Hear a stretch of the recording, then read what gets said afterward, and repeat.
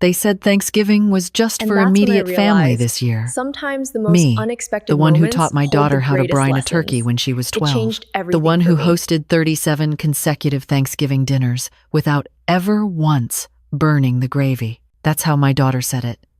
Casually, like she was reading off a grocery list. The kids get overwhelmed with too many people, Mom. And honestly, Kevin's parents are flying in from Phoenix, so we're already stretched thin. Maybe we can do something the week after. Just us. I stood in my own kitchen, phone pressed to my ear, staring at the 20-pound turkey I'd already ordered from the butcher, the one with my name on it since September. Of course, I said. I understand, but I didn't understand. Not really. My son-in-law's parents were flying in from Phoenix, and somehow that made me the extra guest, the unnecessary addition. The person who would overwhelm the children I'd rocked to sleep countless nights when their parents needed a break.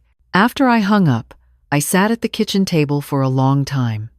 The November light came through the window, thin and pale, like it was apologizing for something.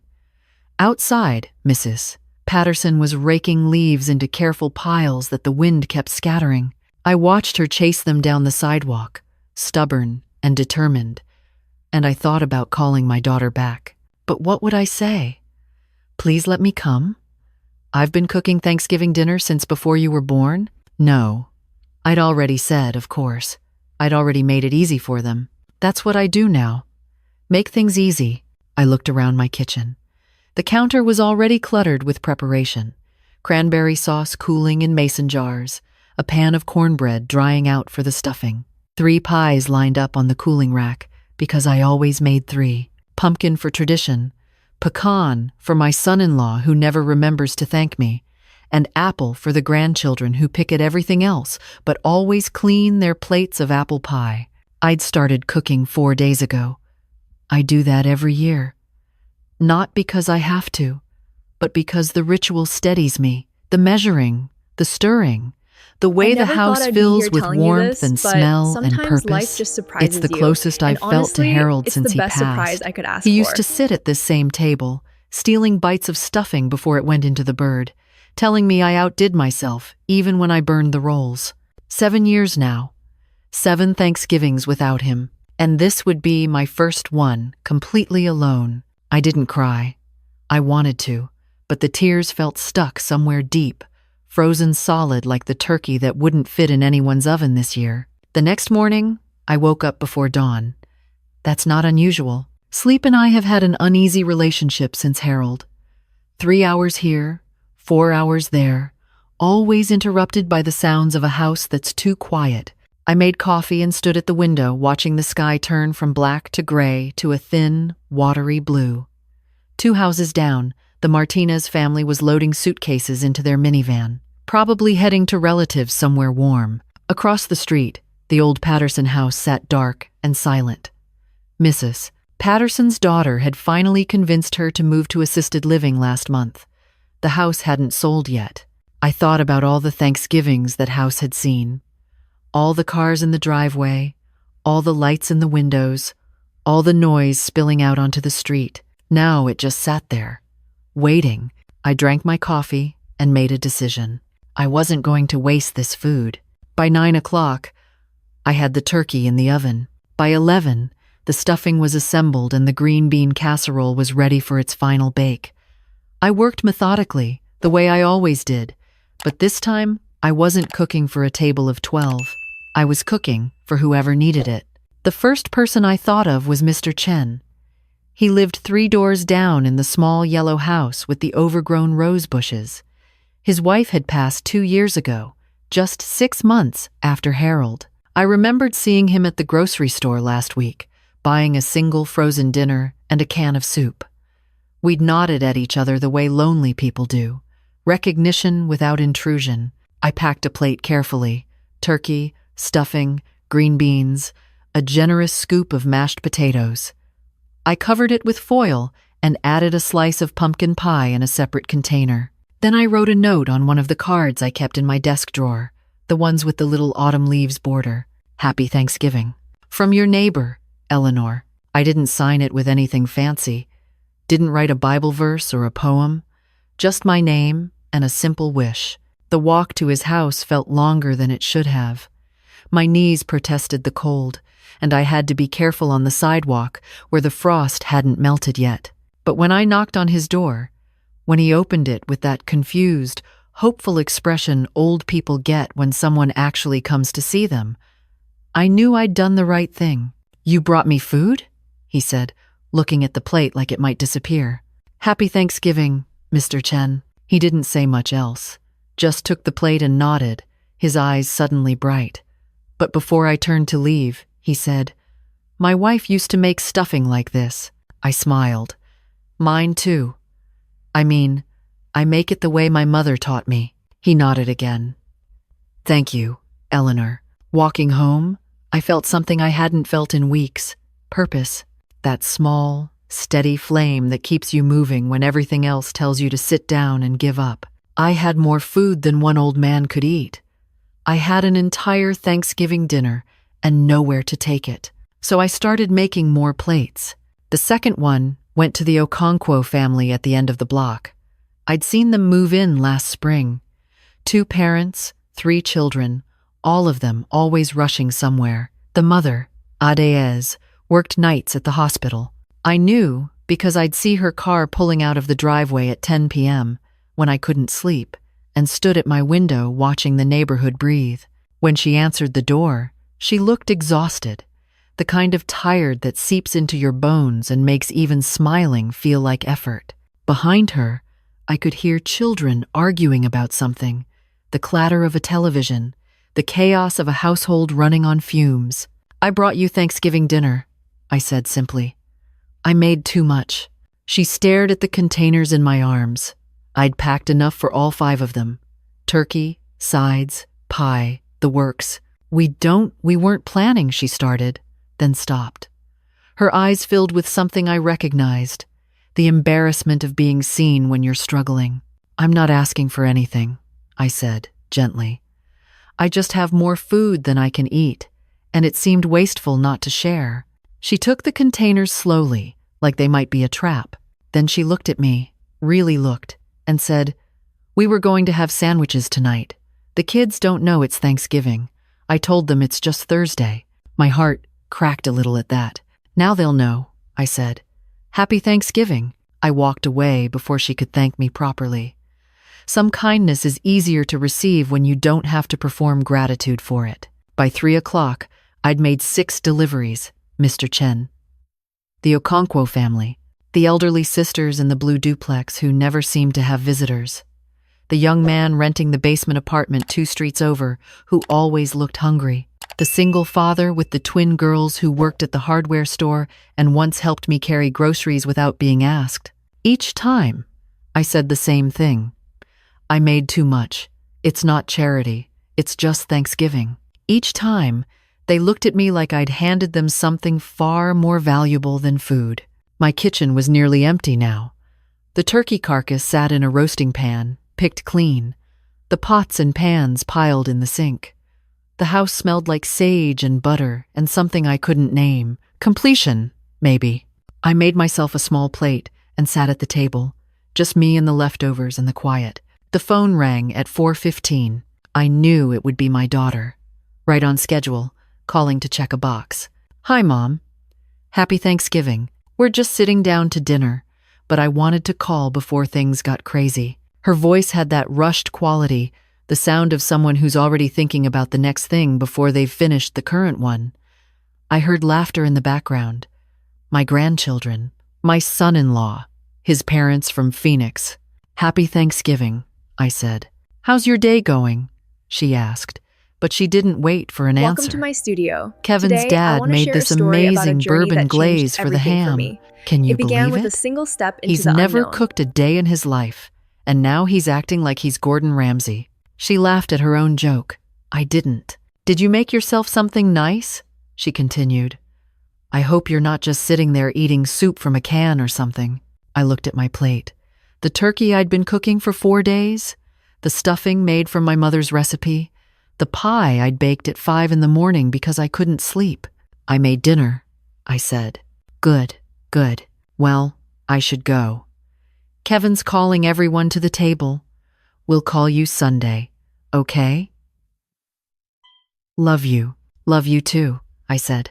The call lasted 2 minutes and 14 seconds. I know because I stared at the screen after she hung up. 2 minutes and 14 seconds. That's what a mother gets on Thanksgiving when she's been deemed unnecessary.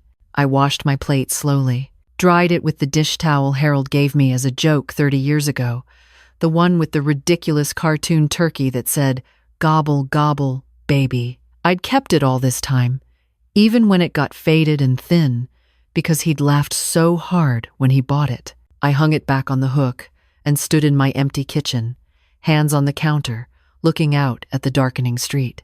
That's when I heard the knock. Not a loud knock, not a demanding one, just 3 soft taps, almost apologetic. I opened the door to find Lily, my neighbor's daughter. She was maybe 10, small for her age, with tangled brown hair and a coat that didn't quite fit right. She lived with her grandmother 2 houses down. I'd seen her walking to school every morning, always alone, always with her head down like she was trying to disappear into the sidewalk. In her hands, she held an empty plate. One of mine. My grandma said to return this, she said quietly, and to say thank you. I recognized the plate. I'd taken it to Mrs. Delgado 3 hours ago. Her granddaughter had been at school when I knocked, and Mrs. Delgado had accepted the food with tears in her eyes, explaining that Lily's parents weren't in the picture and money was tight this month. "Did you eat?" I asked. Lily nodded. The turkey was really good. I smiled. "Would you like to come in for some pie?" "I have apple." Her eyes widened. The kind of wide that only comes from children who've learned not to expect good things. She looked over her shoulder toward her grandmother's house, then back at me. "Okay," she said, "but I can only stay a little while." We sat at my kitchen table, the 2 of us, eating apple pie that I'd made for grandchildren who weren't here. Lily didn't talk much at first. She ate carefully, like she was trying to make it last. Then she said, "Do you live alone?" "I do now," I said. "My husband passed away 7 years ago." She nodded seriously. "My mom passed away too, when I was 6. "I'm sorry," I said. "That must have been very hard." She shrugged, that particular shrug children use when they're trying to be brave about something too big for them to carry. "Grandma says Mom is watching from heaven, but I don't know. Heaven seems really far away." I reached across the table and gently touched her hand. "Maybe she's not as far as you think. Maybe she's in the things that remind you of her." Lily thought about this. "She liked apple pie too," she said quietly. She used to make it for my birthday." Then she smiled, small and shy, and took another bite. After Lily left, I sat in the dark living room for a long time. Not sad, exactly, just thinking. I'd spent weeks preparing for a Thanksgiving that wasn't mine anymore. I'd cooked and cleaned and planned, all for people who saw me as an inconvenience. And somehow, I'd ended up having more meaningful connections in one afternoon than I'd had with my own family in years. The next morning, I found a note tucked under my front door. "Dear Mrs. Eleanor, thank you for the best Thanksgiving ever." Grandma cried happy tears. "She said you are an angel. I think she's right. Love, Lily. P.S. I drew you a picture." The picture was folded inside the note. A crayon drawing of 2 figures at a table, one tall with gray hair, one small with brown. Between them was something orange that might have been pie. Above their heads, in Welcome wobbly to my letters, storytelling studio. she'd written, I'm "Friends." excited to share this I hung journey it on with my you. refrigerator Let's with a begin. magnet. The week after Thanksgiving, something strange happened. People started stopping by. First it was Mr. Chen, bringing me a jar of homemade pickled vegetables his wife used to make. Her recipe, he said. I wanted to share. Then a daze from down the street, appearing at my door with her youngest on her hip, holding a plate of Nigerian chin-chin cookies. "My grandmother's recipe," she explained. "For you?" The elderly sisters brought me a knitted scarf, purple and slightly uneven. "We made it together," they said. "To keep you warm." The single father with the twins stopped by with a handwritten coupon. Good for one free repair job. Anything in your house that needs fixing. Each gift came with the same unspoken message. We see you. We're grateful. You matter. I wasn't expecting any of it. I hadn't given the food with strings attached, hadn't been keeping score. But kindness, I was learning, has a way of circling back. The Friday after Thanksgiving, my phone rang. It was my daughter. "Mom, we need to talk." Her voice had that tight quality it gets when she's about to deliver news she doesn't want to deliver. "Lily Delgado's grandmother called me," she said. "She found my number through the neighborhood directory. She told me you spent Thanksgiving delivering food to strangers." "They weren't strangers," I said. "They're my neighbors." "Mom, that's not—" She paused, frustrated. "You could have told me you were struggling. If you were lonely, you could have said something." "I wasn't struggling," I said calmly. "And I wasn't lonely. Not by the end of the day, anyway." "Well, Kevin's mom thought it was a little much. Like you were trying to make a point or something." I took a slow breath. I wasn't making a point. I had food. I shared it. That's all. Silence on the other end. The kind of silence that's louder than words. "Look," she finally said. "We can do Christmas at your place this year if that's what you want. We don't want you feeling like you have to go around feeding random people to fill some void." I felt something shift inside me. A door closing, gently but firmly. "I appreciate that," I said. "But I think I have other plans for Christmas." "Other plans? What other plans?" "I'm not sure yet," I said. "But I'll figure it out." She didn't know what to say to that. Neither did I, really. But it felt true, and that was enough. Over the next few weeks, something beautiful began to take shape. It started with Lily. She'd started stopping by after school, just for half an hour, just for milk and cookies and conversation. Her grandmother approved, grateful for the break and happy to see Lily smiling more.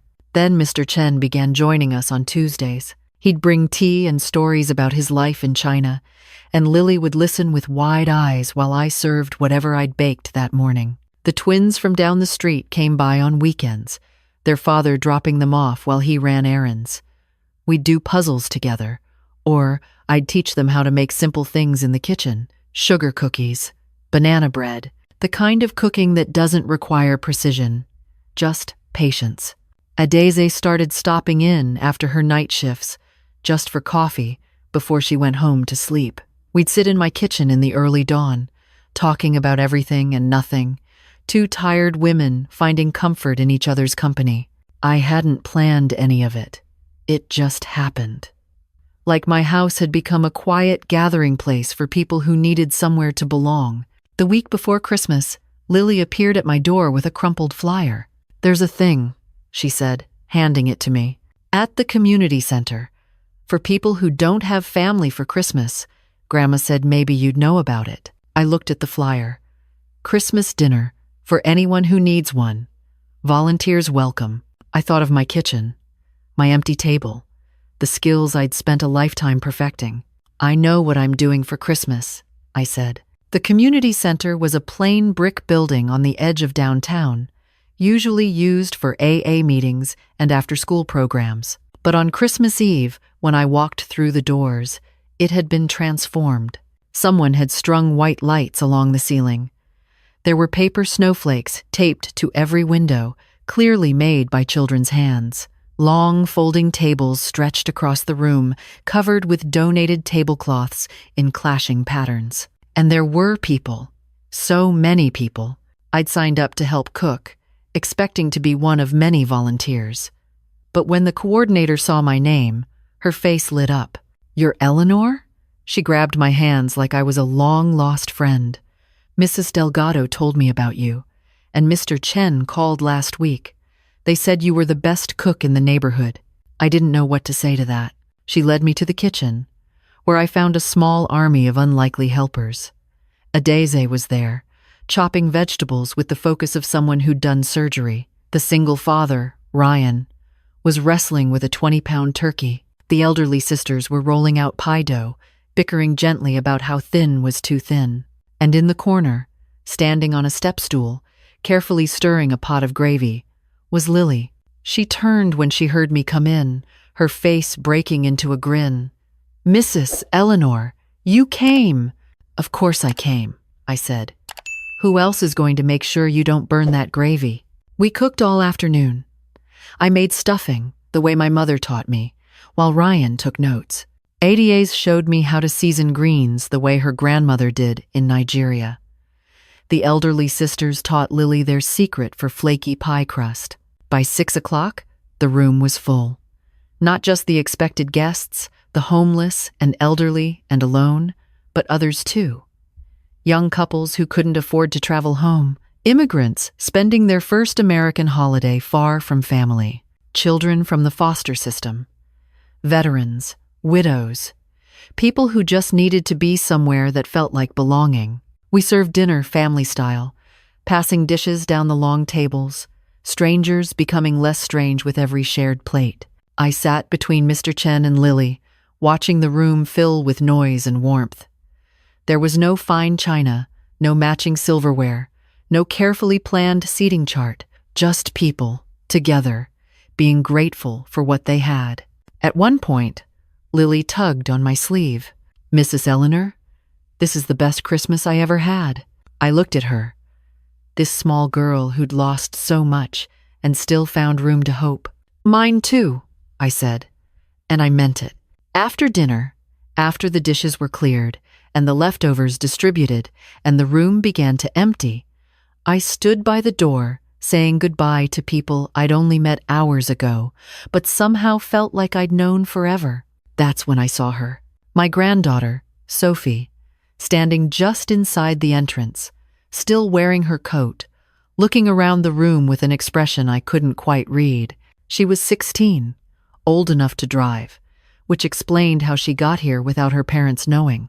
"Grandma," she said, walking toward me. "I came as soon as I heard." "Heard what?" She held up her phone. There was a photo on the screen. Someone had posted a picture of our Christmas dinner with the caption, "Best Christmas Ever," thanks to a woman named Eleanor who taught a whole neighborhood how to share. "Mom is furious," Sophie said. "But I don't care." I told her this is where I wanted to be. I looked at my granddaughter, this girl I'd watched grow from a sticky-fingered toddler into someone with her own convictions. "How did you know where to find me?" She smiled. "Lily's grandma. She called our house to thank you for something, and she mentioned this dinner." I put 2 and 2 together. Sophie looked around the room, at the paper snowflakes and the mismatched tables and the people who were still lingering, reluctant to return to their solitary lives. "This is what you've been doing?" she asked. "Since Thanksgiving?" I nodded. "Just trying to share what I have." She was quiet for a moment. Then she said, "Can I help next year?" I pulled her into a hug. The first real hug I'd gotten from family in months. "You can help anytime you want," I said. Sophie stayed the night. She slept in the guest room that used to be my daughter's room, under quilts I'd stitched 20 years ago from fabric scraps too precious to throw away. In the morning, she helped me make breakfast. Pancakes and bacon and the good coffee I saved for company. We ate slowly, not rushing, not checking phones. Then she said, "They don't get it. Mom and Dad, I mean. They think family is just about blood, about showing up at the right times and taking the right photos. But it's not, is it?" I shook my head. "Family is who you choose. Who chooses you back?" She nodded. "I want what you have, Grandma. A house full of people who actually want to be there." "You're always welcome here," I said. "Always." She looked at me with her mother's eyes, but something different behind them. Something older. "I know," she said. "That's why I came." The new year arrived quietly. No fireworks for me, no champagne, just the soft sound of snow falling outside my window and the knowledge that tomorrow would be another ordinary day, full of extraordinary possibilities. My daughter called on New Year's Day. She didn't apologize, not exactly, but she didn't attack either. She said Sophie had come home talking about community and belonging and how Grandma was building something beautiful. "I don't totally understand it," my daughter admitted, "but Sophie seems happy, and I guess that's something." "It is," I agreed.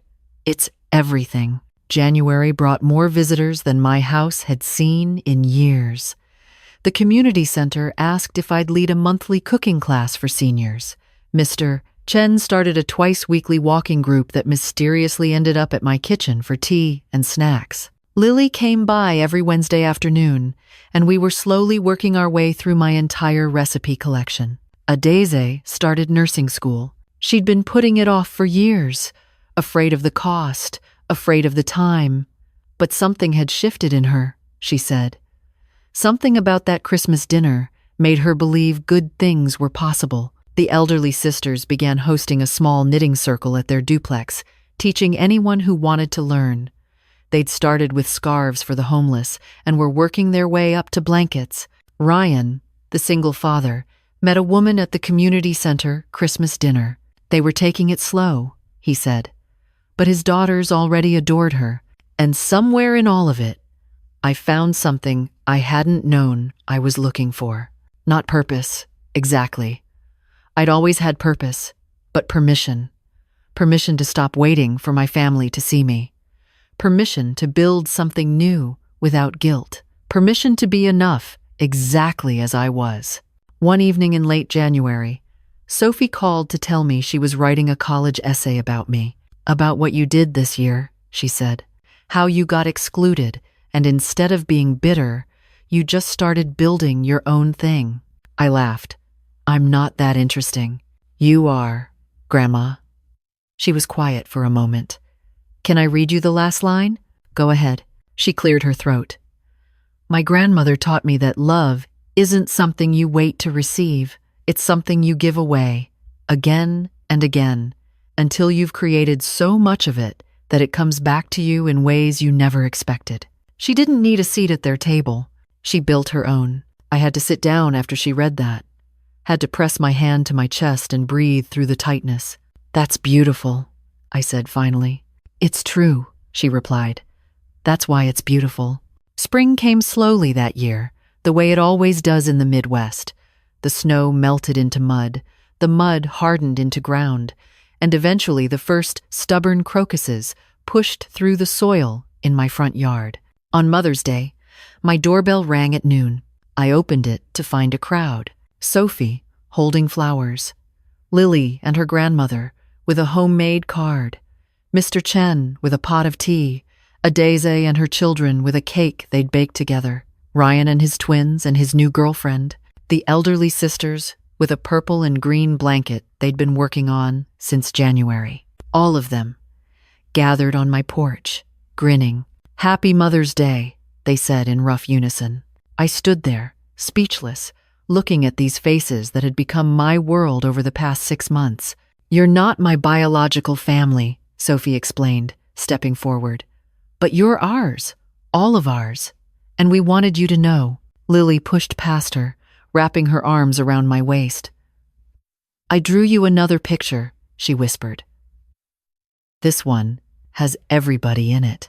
I looked at the drawing she pressed into my hands. A house, my house, with dozens of stick figures standing outside it, all different sizes, all different colors, all smiling. Above their heads, in careful letters she'd clearly practiced, were 3 words. Our real family. I hung it on the refrigerator next to the first one. Then I invited everyone inside, put the kettle on, and watched my kitchen fill with the only thing that had ever really mattered. Connection, belonging, love that doesn't ask permission. That evening, after everyone had gone and the dishes were washed and the house was quiet again, I sat in my armchair and thought about the woman I'd been last Thanksgiving. Heartbroken, excluded, wondering if I'd ever matter to anyone again. She felt like a stranger now, not because I'd stopped loving my daughter. I hadn't. But I'd stopped waiting for her to love me the right way. I'd stopped shrinking myself to fit into a space that was never designed to hold me. Instead, I'd built something new, something that grew a little bigger every day. The phone rang. My daughter, making her obligatory Mother's Day call. Hi, Mom. Happy Mother's Day. Did you have a good day? I smiled, looking at the drawings on my refrigerator, the leftover cake on the counter, the flowers in every vase I owned. I did, I said. The best one yet. She paused, uncertain how to respond to happiness she hadn't expected. Well, good, she finally said. That's good, Mom. And for the first time in a very long time, I didn't need anything else from her. If this story meant something to you, share it with someone who needs to hear it. Let them know they don't have to wait for permission to be loved. They can build their own table, fill it with people who choose to be there, and discover that family isn't about blood. It's about showing up again and again until you've created something beautiful out of nothing but kindness and the stubborn belief that everyone deserves to belong.